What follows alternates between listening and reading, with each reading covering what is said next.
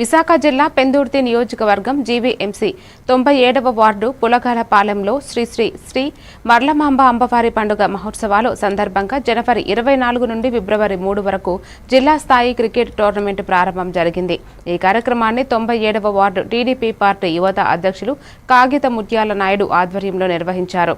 ప్రారంభోత్సవంలో పెందుర్తి యువ నేతలు గండివంశీ దీప్ పాల్గొన్నారు. ఈ కార్యక్రమంలో విశాఖ మాజీ ZP floor leader Reddy Narayanarao, TDP party senior నాయకులు ఆవగడ్డ అప్పలనాయుడు, బరణికన బాబురావు, గొంప సత్యనారాయణ, కోరిబిల్లి సుందర్రావు, చీరి అప్పలరాజు, ఈపు అప్పలరాజు, పల్లా తాతారావు పాల్గొన్నారు.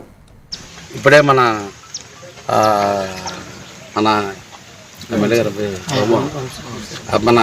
గండి వంశీ గారు అలా మన అప్పలనాయుడు అందరూ కూడా రావడం జరిగింది. అయితే నేనేంటంటే క్రీడలకు ఎక్కువ ప్రోత్సహిస్తున్నారు ఇక్కడ.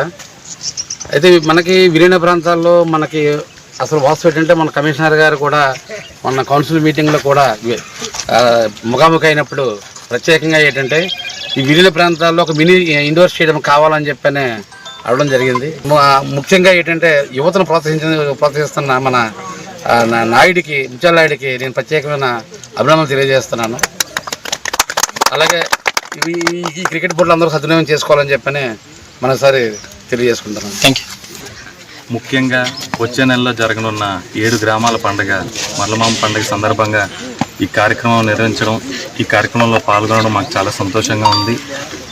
ఆ గ్రామదేవత ఆశీస్సులు ఈ 7 గ్రామాల ప్రజలకి అందరికీ ఇక్కడ పార్టిసిపేట్ చేస్తున్న కుర్రవాళ్ళందరికీ కూడా ఉండాలని